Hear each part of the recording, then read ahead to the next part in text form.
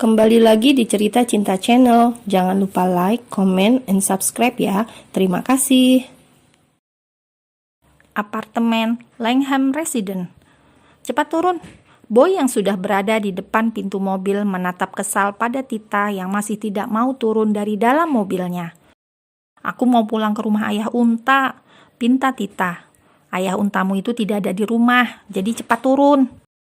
Boy berusaha menahan emosinya karena ia sadar masih berada di tempat umum dengan pakaian jas pernikahan. Apa kata orang jika mereka tahu seorang Boy Arbeto yang baru menikah sudah melakukan KDRT terhadap istrinya? Kau tahu dari mana ayah untaku tidak ada di rumah? Tanya Tita. Tentu saja aku tahu. Kalau kau tidak percaya, kau bisa telepon orang rumah dan tanyakan apa ayahmu itu ada atau tidak. Ucap Boy dengan wajah yang kesal, karena baru kali ini ia berhadapan dengan gadis yang sangat manja. Bahkan baby adiknya saja tidak semanja gadis gila itu.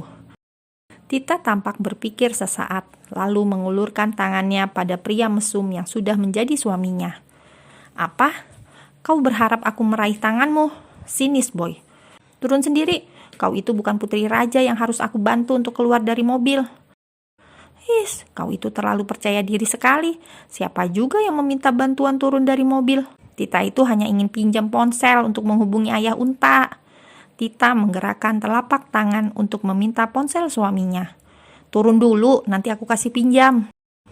Tita dengan segera turun dari dalam mobil, lalu menghubungi nomor ayah unta setelah pria itu meminjamkan ponselnya. Namun karena teleponnya tidak diangkat juga, Tita pun menghubungi nomor rumahnya dan bertanya tentang keberadaan ayahnya. Kau benar, ayah unta tidak ada di rumah, ujar Tita dengan wajah yang ditekuk. Aku bilang juga apa, kau saja yang tidak percaya padaku.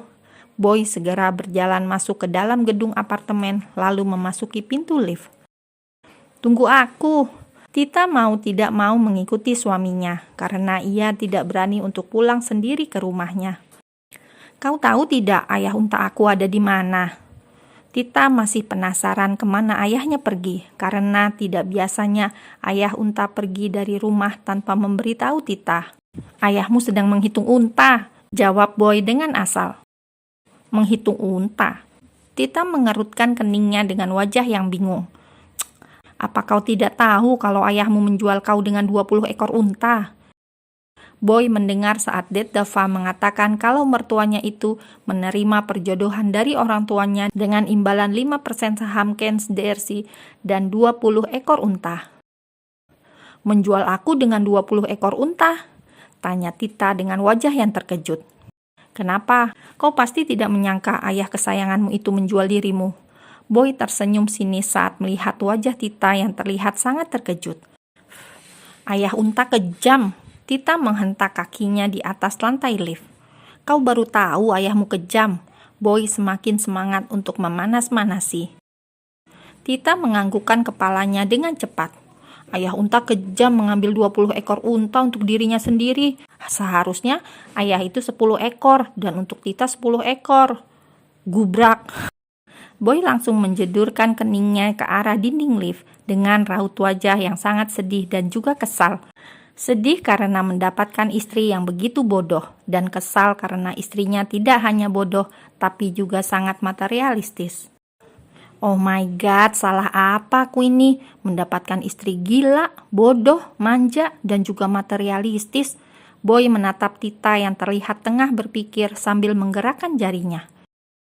Oh iya, kau itu sangat kaya raya. Kenapa ayah unta hanya meminta 20 unta? Seharusnya ayah itu meminta mobil, rumah, beserta isinya. Dan cukup, berhentilah berbicara. Boy menaruh telunjuk ke arah bibirnya. Ia merasa lelah dan tidak mau mendengarkan ocehan gadis gila itu. Tapi itu, Tita menarik jas yang dikenakan suaminya. Sudah aku bilang diam. Tapi pintu liftnya sudah terbuka, seru Tita. Boy yang sedang melamun langsung menatap ke arah pintu lift. Bilang dari tadi. Boy segera keluar dari dalam lift. Dari tadi juga Tita mau bilang, tapi kau saja yang tidak mau dengar. Tita menggerutu sambil berjalan mengikuti suaminya. Sementara itu, Boy yang berjalan memasuki apartemennya segera menghentikan langkahnya saat teringat akan sesuatu. Dengar baik-baik gadis gila. Boy menengok ke belakang, tapi tidak menemukan siapapun. Kemana dia? Boy mengerutkan keningnya dengan wajah yang bingung. Aku di sini. Tita mencondongkan tubuhnya ke arah punggung Boy, dan Boy yang menengok ke belakang langsung terkejut saat melihat wajah Tita yang begitu dekat dengannya. Kau mengagetkan aku saja. Boy mengusap dadanya dengan perlahan. Duduklah. Dengan segera Tita duduk di atas sofa sambil menatap wajah pria tampan yang kini menjadi suaminya. Dengar baik-baik, aku ingin... Tunggu dulu, kita ini belum berkenalan. Namaku... Aku sudah tahu, namamu Tita Anggora. Anggara, bukan Anggora. Protes Tita. Iya, Tit Anggara. Ih, Tita Anggara. Ketus Tita. Kau jangan banyak protes. Sentak Boy. Sekarang dengarkan aku. Nanti dulu, aku belum tahu siapa namamu. Tita menyela kembali perkataan suaminya. What? Kau serius tidak tahu namaku dan tidak mengenal siapa aku? Boy menautkan kedua alisnya. Ia tidak menyangka ada seorang wanita yang tidak mengenal siapa itu Boy Arbeto.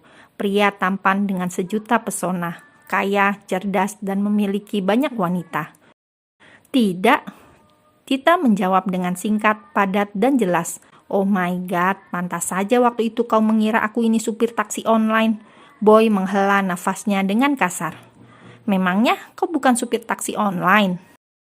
Tentu saja bukan. Mana ada supir taksi online setampan dan sekaya diriku. Boy menyombongkan dirinya sendiri. Iya juga sih. Tita menatap pria yang berdiri di depannya dari atas sampai bawah. Tapi kenapa mobilmu berhenti tepat di depanku? Tita teringat kejadian beberapa bulan yang lalu saat ia sedang menunggu taksi online. Tita yang sudah menunggu lama sekali dengan segera masuk ke dalam mobil yang berhenti tepat di depannya. Namun betapa terkejutnya Tita saat ia langsung dipeluk dan hampir dicium oleh pria mesum yang saat ini menjadi suaminya. Aku ingin menjemput wanita yang menjadi teman kencan butaku. Aku kira itu kau, karena kau langsung masuk begitu saja ke dalam mobilku. Terang, Boy. Oh, berarti aku yang salah naik mobil. Tita menutup mulut dengan kedua tangannya. Itu sudah pasti, dan sekarang dengarkan aku. Tunggu dulu, aku belum tahu siapa namamu. Potong Tita.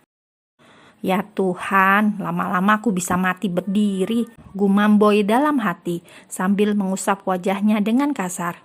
Ia lalu mengambil ponselnya dan mengetik nama di atas kolom pencarian. Baca ini. Tita mengambil ponsel tersebut lalu membacanya dengan sangat teliti. Jadi, namamu Boy Arbeto. Ya. Kau seorang pengusaha muda tersukses dan juga pewaris perusahaan besar Kens DRC. That's right. Boy tersenyum dengan pongah. Dan kau juga adalah seorang pria Casanova dengan 1000 wanita. Itulah aku. Boy langsung mengambil ponselnya. Kenapa kau membaca semuanya? Boy langsung memasukkan ponselnya ke dalam kantung jas. Bukankah kau yang menyuruhku membaca? Gerutu Tita. Diamlah Tit, sekarang dengar aku baik-baik.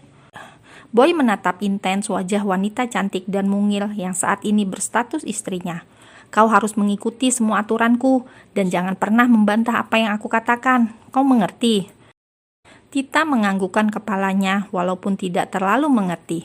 Bagus, sekarang kau ikut denganku. Boy melangkahkan kakinya menuju kamar. Kau itu tuli, aku bilang ikut denganku. Ucap Boy setelah melihat Tita yang masih duduk di atas sofa. Tita yang terkejut segera berjalan mendekati Boy dan ikut masuk ke dalam sebuah kamar. Ini kamarmu. Boy membuka pintu kamar tamu dan masuk ke dalamnya. Tita yang berjalan di belakang Boy menelisik ruangan yang didominasi cat berwarna putih dengan desain modern minimalis. Dan kamarku ada di lantai atas, ucap Boy. Apa? Pekik Tita dengan wajah yang terkejut. Jika kau tidur di lantai atas, aku tidur dengan siapa?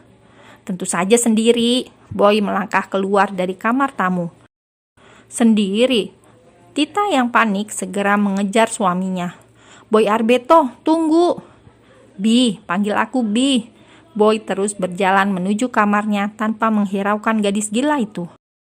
Bi, Tita takut kalau tidur sendiri, rengek Tita sambil berjalan mengikuti Boy. Aku tidak peduli. Boy terus berjalan memasuki kamarnya. Stop, kau mau apa? Boy menghadang Tita yang ingin memasuki kamarnya. Mau masuk? Tita tersenyum lebar. Tidak boleh, ini kamarku dan kau dilarang keras memasukinya. Boy hendak menutup pintunya. Bi, Tita mendorong pintu kamar dengan kuat hingga membuat Boy terdorong ke belakang.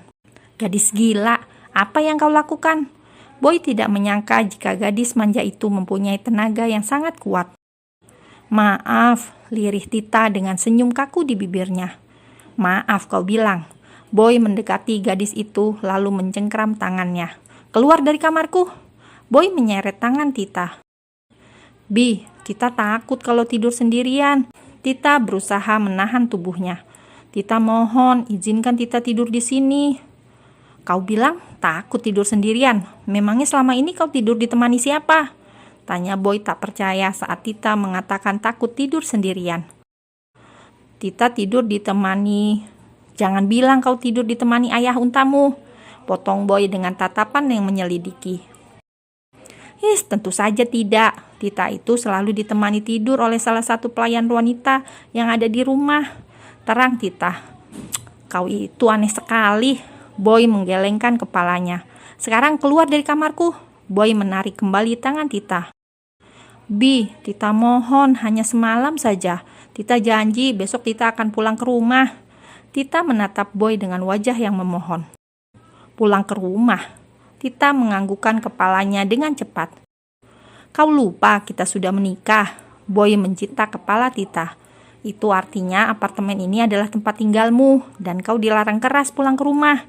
Ucap Boy dengan tegas. Aku bisa digantung hidup-hidup oleh Mom Luna kalau sampai Tita pulang ke rumah. Tita mengusap kepalanya yang dijitak dengan wajah yang ditekuk. Ia lalu teringat pada perkataan ayah unta kalau mulai saat ini ia harus mengikuti suaminya. Ya sudah, kalau begitu besok Tita akan bawa pelayan dari rumah untuk menemani Tita tidur. Tidak boleh. Boy menjitak kembali kepala Tita. Kenapa kau memukul kepala Tita lagi? Apa salah Tita? Gerutu Tita dengan menahan emosi di hatinya, karena selama ini ayah unta saja tidak pernah memukulnya. Karena kau berniat membawa orang lain ke apartemen milikku, dan aku tidak suka jika ada orang lain tinggal di apartemenku. Tidur denganmu tidak boleh, pulang ke rumah tidak boleh, membawa pelayan juga tidak boleh. Lalu Tita harus bagaimana? Ujar Tita dengan raut wajah yang sedih. Yang harus kau lakukan sekarang adalah keluar dari kamarku, teriak Boy. Tidak mau. Ia segera berlari menuju tempat tidur berukuran king size tersebut dan langsung naik ke atasnya. Tit! Boy yang kesal segera menyuruh Tita dan terjadilah saring tarik-menarik di antara keduanya. Hingga tempat tidur yang semula rapi kini sangat berantakan dengan bantal yang sudah tergeletak di atas lantai. Baiklah, jika kau tidak mau pergi dari kamarku, maka jangan salahkan aku. Boy menyeringai menatap Tita yang sedang bersembunyi di bawah selimut.